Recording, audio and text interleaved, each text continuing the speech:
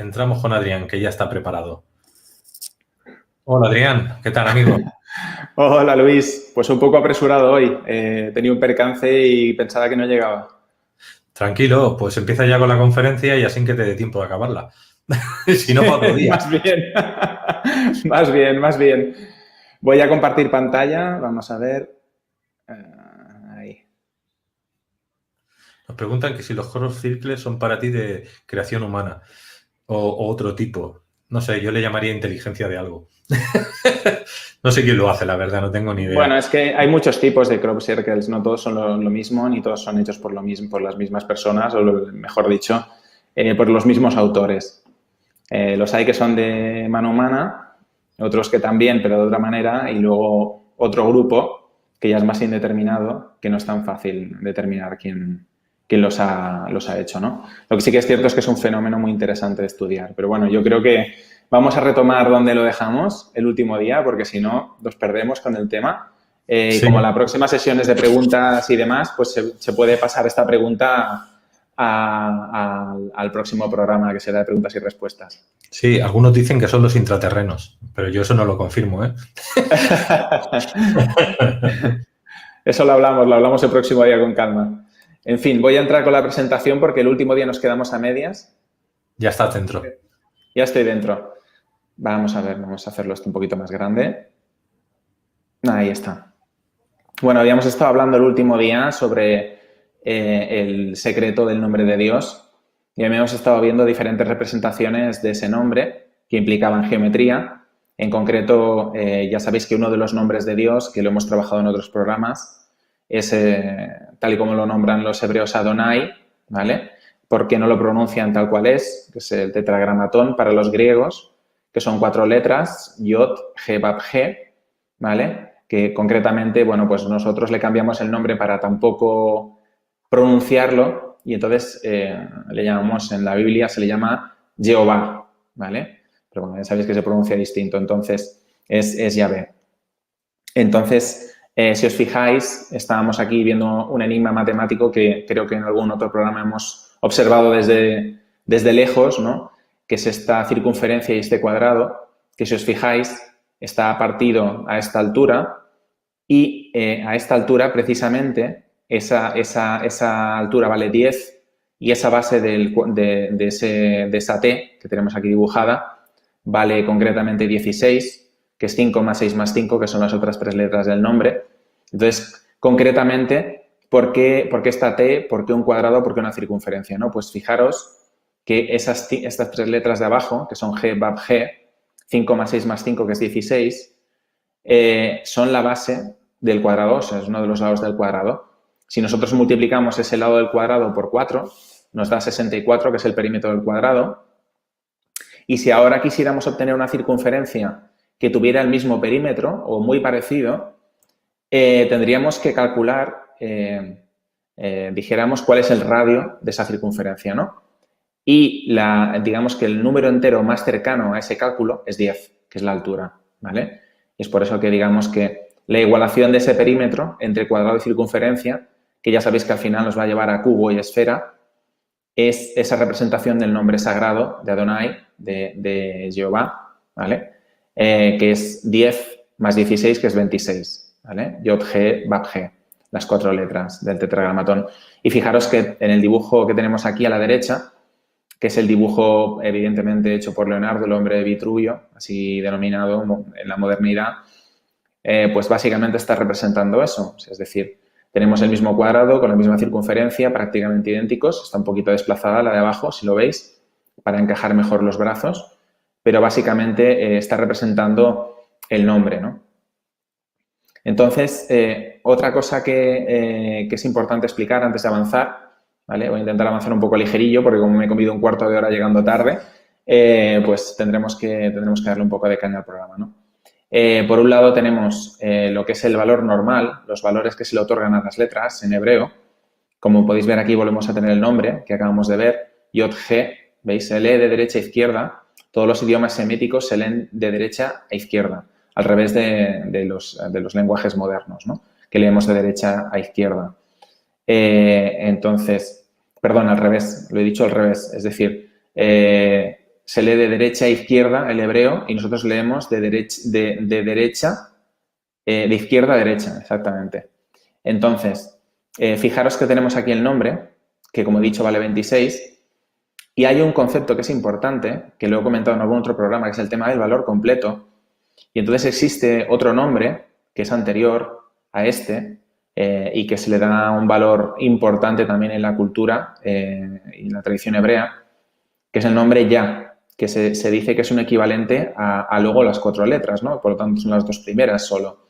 Y entonces, si nosotros leemos esas letras en función de cómo se pronuncian, de su valor fonético, es decir, si deletreamos cada una de las letras y tal y como se deletrean le otorgamos un valor, entonces conseguimos estos valores que se llaman valores completos, ¿no? Que al final es el valor fonético, el valor pleno de las letras.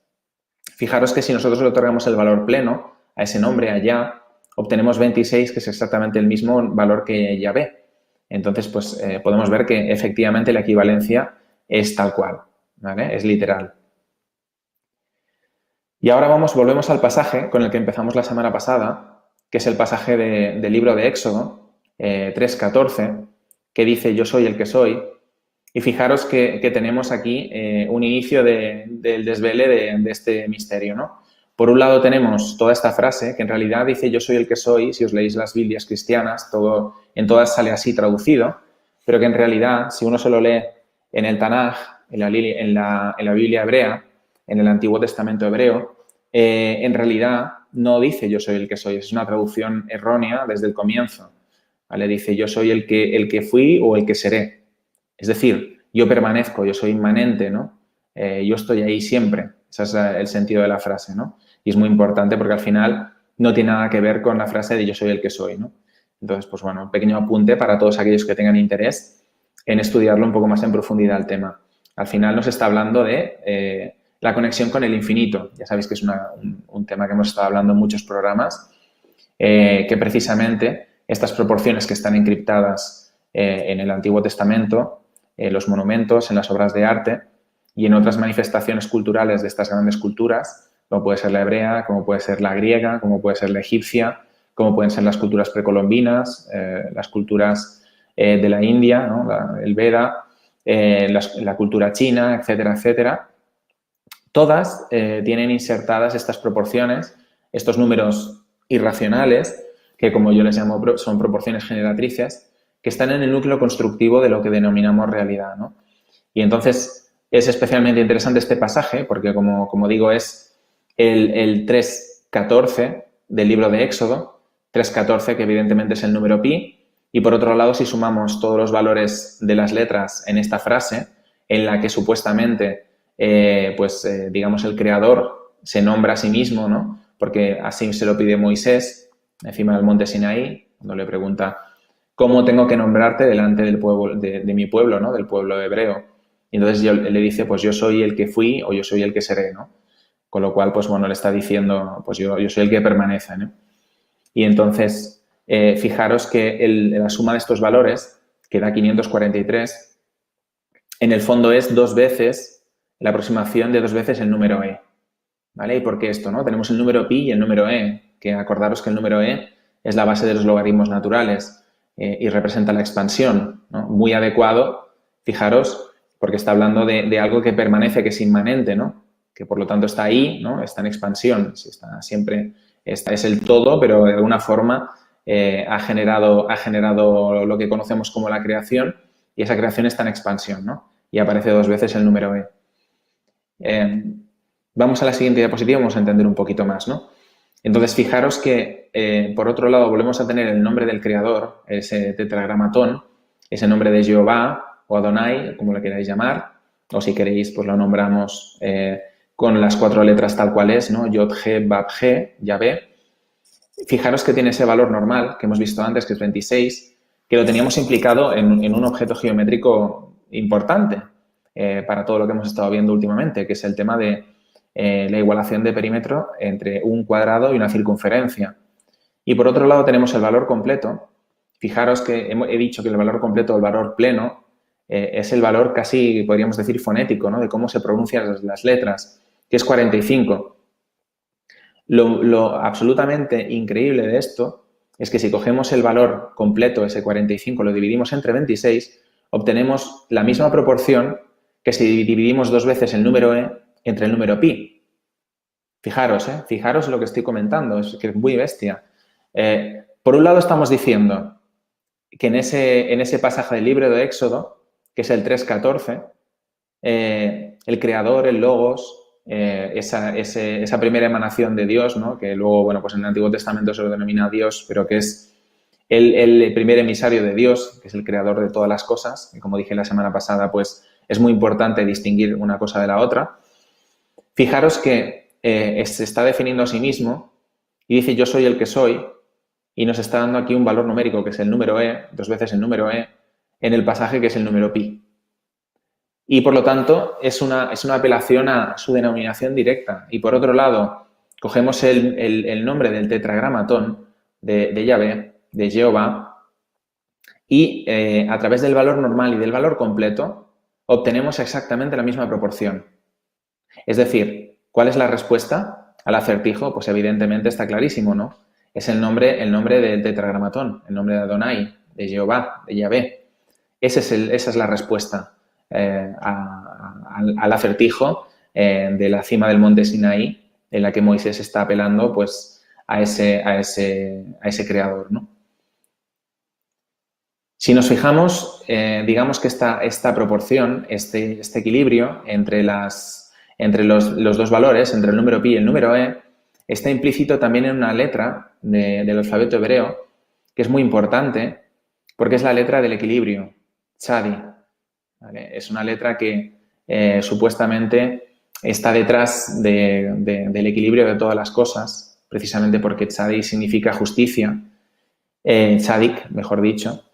Y realmente, si os fijáis, el valor normal de tzadi es 90 y por otro lado el valor completo, que es como se pronuncia la letra, fijaros que son 3 letras para pronunciar tzadi, que es la propia tzadi, dalet, que es como nuestra D, y yod, que es como nuestra I.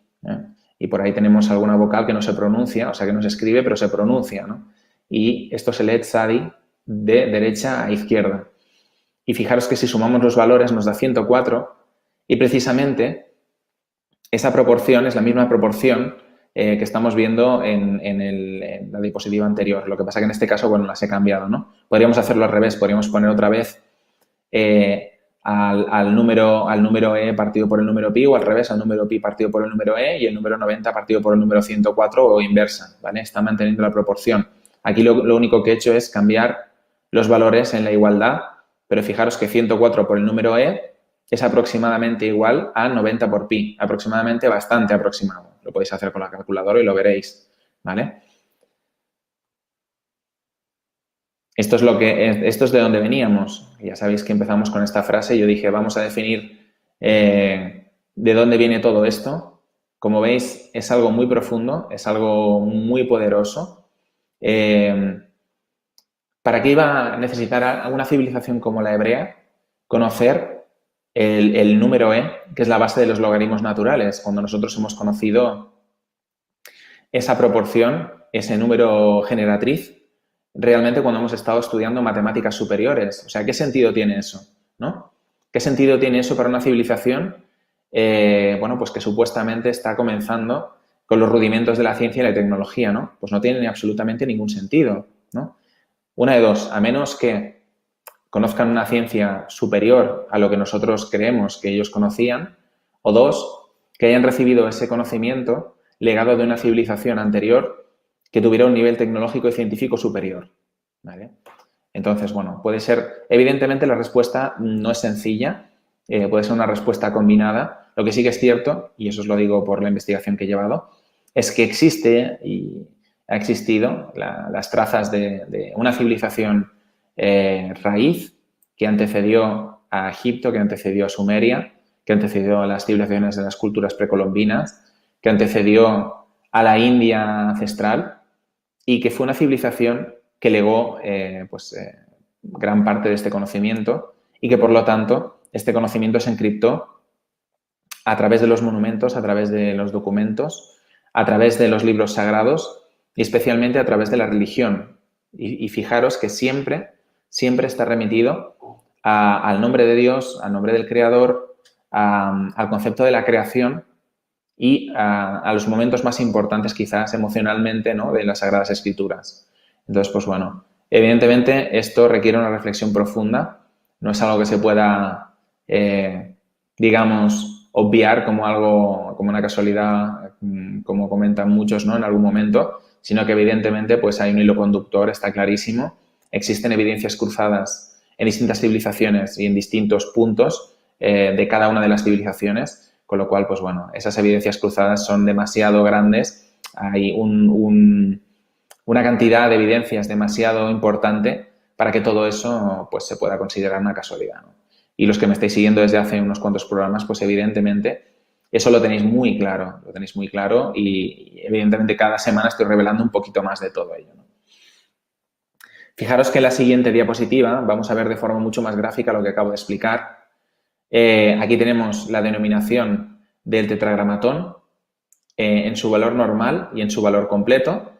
Y a la derecha tenemos el valor del pasaje completo en el que pues Moisés está en el monte Sinaí recibiendo instrucciones del Creador y cuando pues pronuncia esa frase, ¿no?, en función de la interpelación de Moisés que le pregunta ¿cómo le cuento a mi pueblo o cómo te denomino ante mi pueblo?, ¿no? Y él le dice yo soy el que seré o yo soy el que fui, ¿no?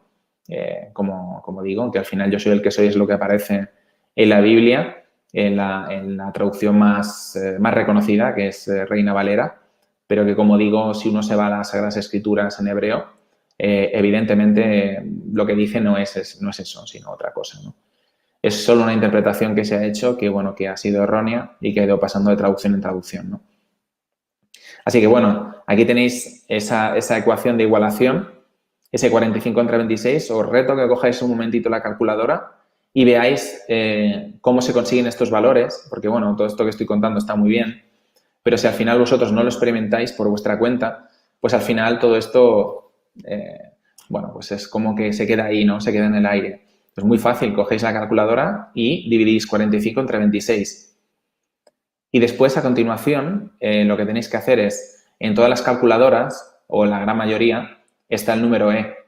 Podéis multiplicar el número E por 2 y lo dividís por el número pi, que también lo tenéis en la calculadora.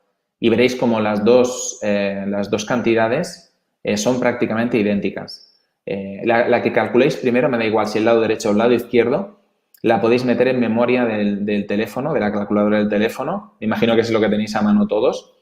Entonces es muy fácil. Tenéis que darle al M más para meterlo en memoria y una vez metido en memoria hacéis el segundo cálculo, le dais a la C, borráis, le dais a la siguiente tecla y veréis que pues multiplicáis 2 por E o por pi perdón, 2E o lo dividís entre pi o si habéis hecho la otra operación pues dividís 45 entre 26. Y a continuación el valor que os dé lo vais a dividir y el símbolo que tenéis que tocar para recuperar el primer cálculo que hicisteis es la tecla que pone MR. MR. Recuperáis con MR el primer cálculo y dividís un cálculo por el otro y veréis lo que os va a salir. ¿Vale? Veréis que es una cifra muy aproximada, muy cercana al número 1. ¿Vale? Cuantos más ceros o más nueves detrás de la coma, más preciso es el cálculo. ¿Vale? Entonces, bueno, veréis que es un cálculo bastante preciso y bastante interesante verlo por uno mismo y no que te lo cuenten porque al final, evidentemente, como digo bastante habitualmente, por mucho que yo os esté contando ahora mismo, lo importante es que vosotros experimentéis, que exploréis y que seáis capaces de descubrir por vosotros mismos de dónde viene todo esto, ¿no? Y finalmente, aquí os voy a revelar otra cosa que es muy, muy importante en todo este tema, que es la gran conexión que existe, que esto, bueno, ya lo comenté la semana pasada, pero lo voy a remarcar ahora y lo vais a ver, lo vais a entender muy fácilmente, entre la civilización hebrea y la civilización griega. Fijaros que ya comenté el otro día que la Biblia, el Antiguo Testamento, el Tanaj, los libros reconocidos que son 24 del Antiguo Testamento por la cultura hebrea, están escritos evidentemente en hebreo, básicamente. Alguno está escrito en hebreo y en arameo y hay alguna pequeña parte, alguna pequeña fracción que está escrita en griego. Pero prácticamente nada, casi todo es hebreo, básicamente, y alguno es hebreo con arameo. Ese es el lenguaje, ese es el alfabeto, mejor dicho, en el que fue escrito el Antiguo Testamento. Mientras que el Nuevo Testamento está escrito en griego, en heleno, mejor dicho, y ahora vamos a explicar por qué. Y fundamentalmente se le llama a ese Nuevo Testamento, se le llama Septuaginto, ¿vale? Es el nombre que tiene. Fijaros que esto que pone aquí arriba, a la derecha, veis que pone Hélade. Hélade es la denominación primaria de la zona de Tesalia, donde aparece lo que hoy en día se conoce como Grecia, ¿vale? Es decir, el origen del pueblo griego, mejor dicho, como ellos se llamaban, pueblo heleno, ¿no? Porque lo de los griegos, como ya he comentado varias veces, se lo pusieron los romanos. Ellos eran el pueblo heleno, ¿vale? Precisamente por eso es la denominación Hélade. Pues esa es la denominación original, más antigua, que además aparece en varios escritos originales. Si tenéis mi libro lo podéis comprobar, porque hay un capítulo en el que hablo de esto, en el capítulo 11, el capítulo 10 y el capítulo 11 estoy hablando de este tema y doy todas las referencias para que lo podáis buscar y comprobar por vosotros mismos. Pero, como digo, esta es la denominación original del pueblo heleno, del pueblo griego. Y fijaros qué brutal es el tema. Es decir, en el nombre original que denomina al pueblo heleno, encontramos exactamente los dos valores que encontramos en el nombre del creador en la cultura hebrea.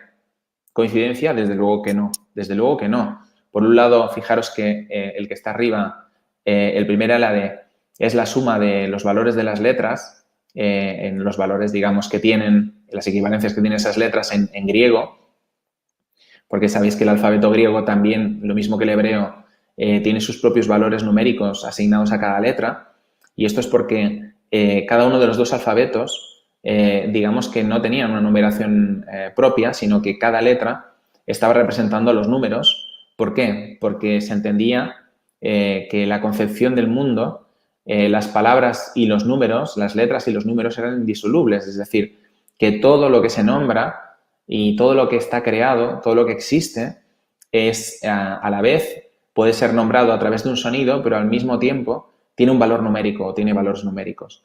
Y este es el gran secreto de lo que es el conocimiento ocultista, porque al final estas matemáticas secretas que estamos analizando programa tras programa están fundamentadas en esa capacidad de codificar todo este conocimiento a través de las matemáticas, ¿verdad? Esto es lo que estamos viendo.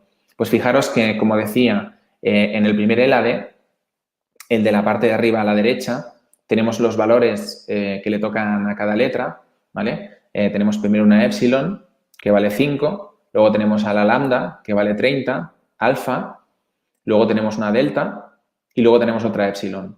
Y sumadas todas dan 45, ¿vale? En la parte de abajo lo que tenemos son las posiciones, es decir, el orden de esas letras dentro del abecedario griego, ¿vale? Volvemos a ver, épsilon vale 5, lambda vale 11, alfa vale 1, delta vale 4 y épsilon vale 5, es decir, 26, ¿vale? Entonces, ¿qué es lo que nos está diciendo esto? Pues básicamente nos está contando que el pueblo griego, en su origen ancestral, en su cultura, en su protocultura, por decirlo de alguna manera, es decir, cuanto más antiguo, más fidedigno, como ocurre con Egipto, que hemos estado analizando en otros programas y como ocurre con otras civilizaciones, se autodenominó en función de estas proporciones. O sea, es espectacular, porque nos está diciendo que el pueblo heleno, en sus orígenes, o sea, estamos hablando de casi 4.000 años, estaba codificando la misma proporción que el pueblo hebreo cuando se escribieron las Sagradas Escrituras. O sea, estamos hablando de tiempos muy remotos y al final ambas civilizaciones están coincidiendo en esa denominación proporcional.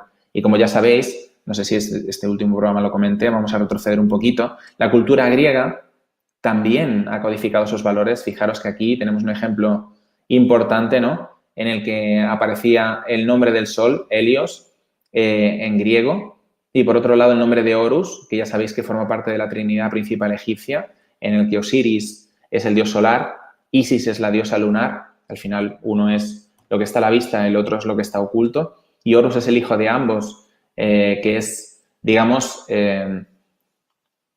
el producto, ¿no?, de todo eso, del sol y de la luna, es decir, esa columna de en medio, ese ente perfecto, ¿no?, ese Horus, que al final es el heredero de su padre, Osiris, y que acaba codificando esa proporción, el número y como vimos la semana pasada, pues fijaros el nivel de precisión, ¿no?, de cálculo del número como he dicho antes, ¿qué narices están haciendo los griegos, ¿no?, los helenos, calculando el número hasta el cuarto decimal, en el caso de Helios, y codificándolo en función del número pi, tanto en el nombre de Helios como de Horus, con lo cual, en este caso, si Horus es hijo de Osiris y Osiris representa al sol, pues evidentemente estamos teniendo una coincidencia, como dije la semana pasada, entre lo filosófico, lo histórico, lo mistérico y lo matemático, ¿no? O sea, ¿qué demonios hace una cultura de hace casi 4.000 años codificando una proporción que es la base del cálculo diferencial que utilizamos hoy en día en nuestras matemáticas superiores, ¿no? O sea, ¿de dónde sale eso? ¿Para qué lo necesitan? ¿Y por qué demonios lo tienen codificado en función de la expansión, ¿no? Porque al final el Sol se está expandiendo mientras que la Luna, de alguna manera, lo que hace es delimitar e ir para adentro, ¿no? Que es, digamos, lo que ellos identificaron con el número pi. Es decir, que sabían exactamente de qué iba el tema. O sea, no es algo que lo tuvieran aparcado ahí y, bueno, y ahí se quedó, ¿no? Sino que sencillamente las funciones de cada una de las proporciones fueron codificadas también pensando en cuál es el desarrollo que tienen a nivel matemático y a nivel aritmético, ¿no? Entonces, pues bueno, este es uno de los secretos del nombre de Dios. No es todo el secreto, ya sabéis que luego los que sois estudiosos de este tema, hay una parte importante que en el pueblo, digamos, el pueblo hebreo, la tradición hebrea, le denomina el Shem Maforash, que es el nombre secreto de Dios, que ya os puedo adelantar que también lo he descifrado, pero que bueno, que no lo vamos a comentar en este programa. Sencillamente me interesaba que vierais hoy en concreto este pasaje del libro de Éxodo, que entendierais sobre todo, como he dicho, que aunque la tradición hebrea y la tradición griega son dos tradiciones distintas, tienen muchos puntos de contacto y que están compartiendo el mismo núcleo de conocimiento. Creo que ha quedado bastante claro y bastante patente. Y hoy, Luis, que tenemos un poquito de tiempo porque he ido muy rápido, teniendo en cuenta que he llegado un poco tarde, no sé si tenemos por ahí alguna pregunta sobre este tema en concreto que se haya quedado en el tintero la semana pasada o que esté hoy por aquí flotando. Vale, pues entonces pregunta. Nos dicen el país y formulan la pregunta en mayúsculas. En minúscula habláis entre vosotros. Mayúscula es directamente la pregunta para mí. Antes ya hemos hablado de las actividades al principio del vídeo, o sea que ya están dichas por si teníamos que correr, que nos diera tiempo. Muy bien. ¿Y qué te voy a decir? Entonces, habrá una tercera parte, ¿no? ¿Entiendo? Más adelante. Tú me estás preguntando por el Shem Maforash, ¿no? Que he comentado. Sí, sí. Para comprender eso, primero hay que ver muchas otras cosas. Y es más, bueno, ahora mismo, Luis, estoy preparando 2 libros nuevos. Uno que va a ser la continuación del libro que ya está publicado y otro que precisamente se va a enfocar en esta conexión que hay entre la cultura griega y la cultura hebrea, ¿vale? Muy en profundidad, porque he descubierto muchísimas cosas que evidentemente pues no caben en los vídeos porque es que ya sería una locura, ¿no? A veces voy a un nivel de profundidad aquí en los vídeos también complejo y entonces pues bueno, voy a dedicar uno exclusivamente a hablar de los puntos de contacto entre las dos culturas y de algunos de los secretos más bestias que llevan ocultos, como digo, más de 5.000 años y que yo creo que ya es hora de que empiecen a ver la luz porque merecemos empezar a caminar el camino que nuestros ancestros caminaron en su momento y que permitió el florecimiento de la civilización, de la última gran civilización, que en este caso fue Atlantis. Pues aquí te dice Carmín. Hola Adrián, interesante el libro, está encantando a todos a quienes les muestro el libro. Ah, qué bueno. Me alegro mucho. Pues muchas gracias por el apoyo y espero bueno, que sigas disfrutando. No sé si lo has leído completo o no. Espero que sigas disfrutándolo a medida que avances. Ya te digo que al final es de traca. Muy de traca. Pilar nos dice, ¿puedes decir entonces que si lees las escrituras y dejas el sentido literal, obtienes el mensaje real a través de los números y el sentido oculto? Mira, Pilar, en realidad la respuesta es doble, ¿vale? Y esto, por ejemplo, los estudiosos de la cultura hebrea y de otras culturas, pero sobre todo en la hebrea, todo lo que es la cábala lo explica muy bien. Hay, digamos, una lectura que es literal, que en realidad, pues, digamos, hay historias dentro del Antiguo Testamento o del Nuevo Testamento que sí ocurrieron, algunas, y que se pueden interpretar en sentido literal, pero luego hay muchas otras, y sobre todo detalles, que en realidad son, bueno, son añadidos que se han puesto allí precisamente para poder realizar esta doble lectura con el sentido oculto a través de los números y a través de otro conocimiento, de analogías, de metáforas y demás, ¿vale? Porque no solo son las matemáticas, hay que entender las matemáticas junto con las metáforas y con todo ese conocimiento oculto y con todas las analogías que hay. Y entonces es cuando se comprende completamente el mensaje, ¿verdad? Y esto es un poco la respuesta. Hay distintos niveles, ¿no? Esto es como el alfabeto, o sea, como cualquier alfabeto de estos, el hebreo, el griego. Si nos vamos al egipcio o todo lo que son los que tienen ideogramas, que todavía son más complejos, al final tienen muchas lecturas, ¿no? Tenían una lectura que es la literal, después hay una lectura contextual que tiene que ver con digamos, todo lo que es el contexto de esa parte de la escritura que estamos leyendo respecto al sentido literal y respecto al momento sociocultural. Y después la última lectura, que es la lectura oculta, la lectura que tiene que ver con la sabiduría de la Escuela de las Eras, que es la que estamos analizando aquí, que es la más compleja y que es la más difícil de entender, ¿no? De aquí a 15 días, ¿qué título toca? Dentro de 15 días, ¿qué título toca? La verdad es que creo que lo comenté hace 2 semanas, pero ahora con todo el rollo de haber llegado tarde con las prisas, no recuerdo qué es lo que dije, pero bueno, no te preocupes que será cañón también. Creo que... Sí, dime Luis. Que la noticia es que yo no estaré contigo ese día. No me digas, ¿qué pasó? Estará el Carlos Senra. Mira, de hecho voy a estar en tu tierra. Bueno, el Qué jueves bueno. salgo en dirección a tu tierra, a Málaga. No, tu tierra real no, que es Cataluña, que es la misma que la mía. Me refiero a donde estás ahora mismo. Me tengo que ir a Málaga, que tengo allí unas reuniones el fin de semana para temas de multinivel y cosas de criptomonedas, para Caja de Pandora, Muy y luego bien. vuelvo otra vez para Barcelona. Entonces voy a estar como unos 8 o 9 días por ahí fuera. Estaré Perfecto. en Oye, pues diferentes ciudades. ya nos veremos, Luis. Si estás por aquí, me acercaré y nos vemos en persona. Ya aprovechamos.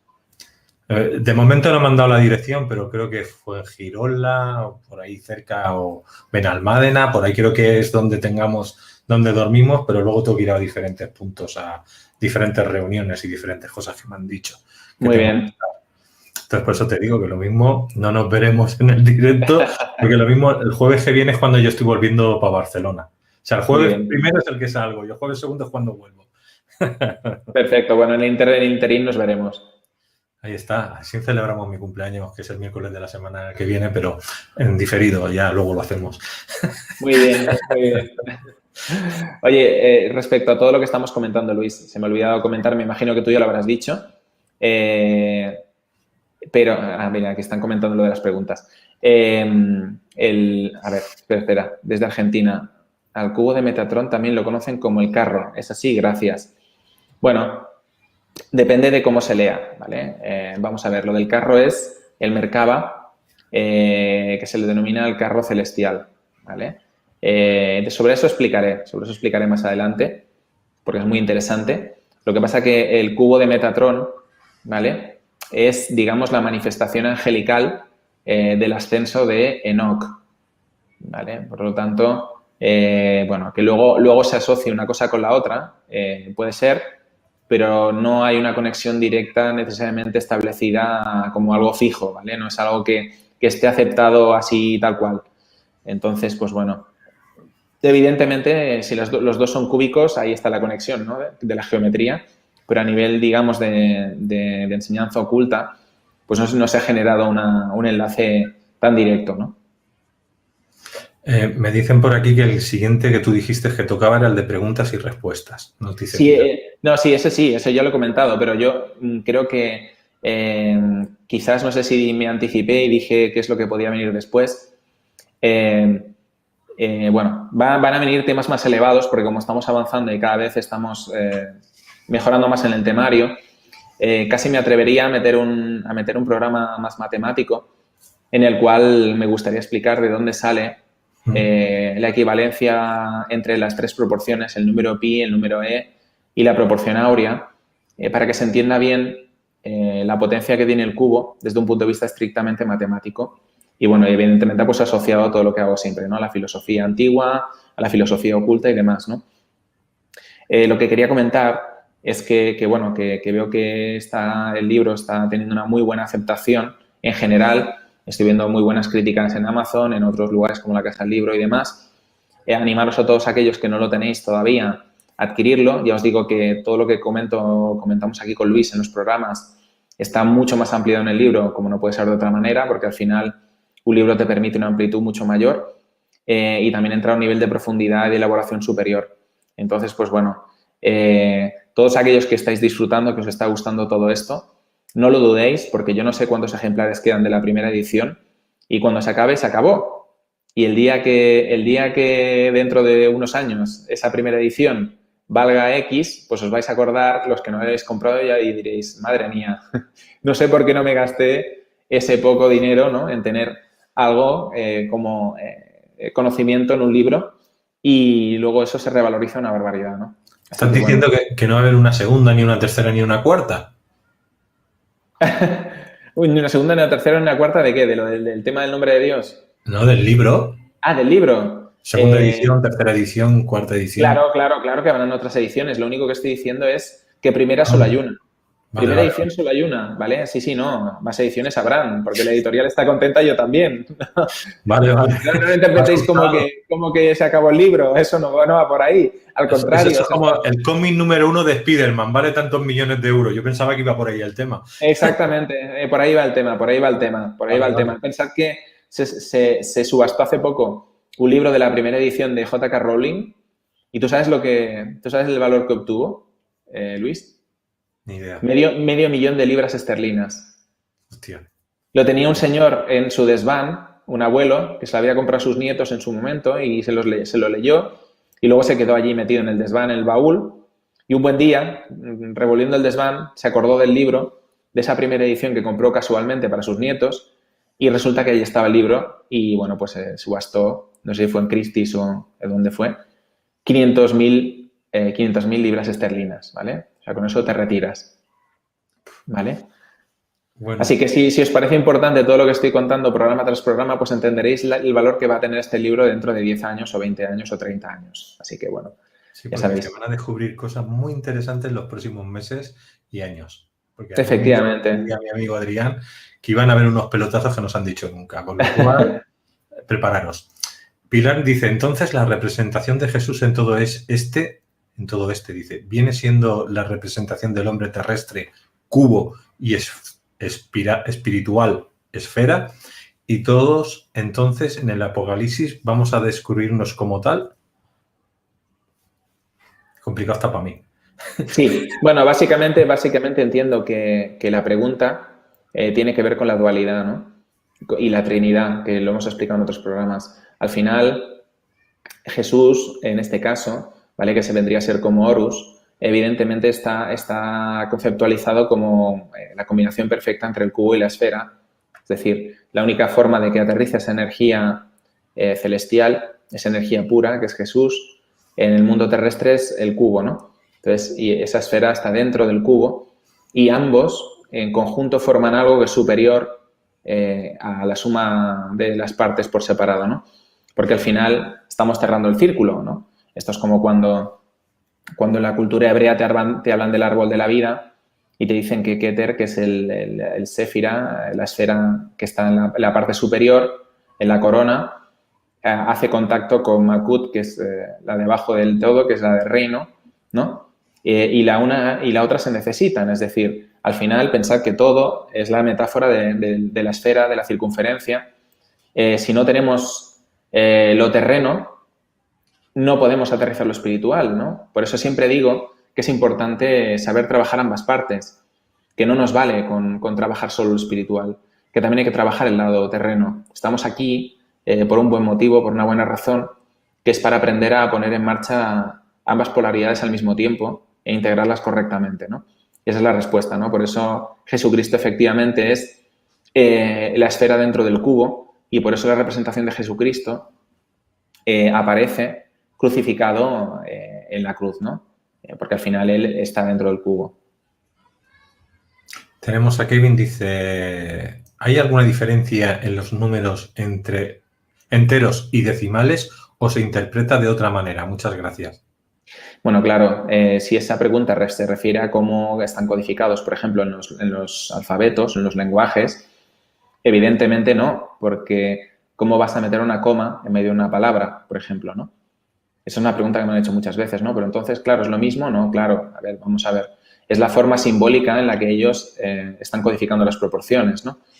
Si, por ejemplo, uno de los nombres de Dios en hebreo, Shaddai, lo interpretamos literalmente, claro, eso vale 314, que es 100 veces el número pi. Pero ¿cómo lo iban a hacer ellos para poderle meter el número pi digamos... Espera un momentito, vamos a cerrar esto, que recibo los mensajitos de WhatsApp y va pitando. No sé si a ti te pita, Luis, por ahí. No lo escucho. Tú no lo escuchas, a mí sí. Vale, a mí me molesta. Ya está, cerrado. Pues eso, que digo que cómo lo podrían hacer, ¿no? Para meter una proporción que tiene la coma, que tiene decimales, con valores que son enteros, ¿no? Evidentemente, pues no se puede hacer. Entonces lo hacen de forma simbólica y te meten un número entero que los dígitos son los mismos que te puedes encontrar en el número decimal, ¿no? Una parte de los dígitos. Entonces, esto es básicamente. Y aquí nos dice, los gnósticos decían que Yahvé era el mismo Satanás. Pues bien por ellos. Eso no lo decían los gnósticos, eso lo decían los cátaros, ¿vale? Y los gnósticos eran los estudiosos, o sea, precisamente eran los que hacían la interpretación científica de lo que es, digamos, la realidad, la creación, que es lo que estamos haciendo en nuestros programas. Así que se podría decir que yo soy un neognóstico, ¿no? Lo que sí que es cierto que los cátaros, que llamaban demiurgo al logos, a lo que los griegos le llamaban el logos, que también lo llamaron demiurgo en la última fase neoplatónica, creían que efectivamente el creador o el logos era Satanás, ¿no? Pero en el fondo es como decir, ¿no? Que el cubo, que la parte terrena, es infernal, es satánica, ¿no? Eso no tiene ningún sentido. Eso depende de en qué polaridad estemos trabajando. Es decir, dentro del propio cubo existen las dos polaridades.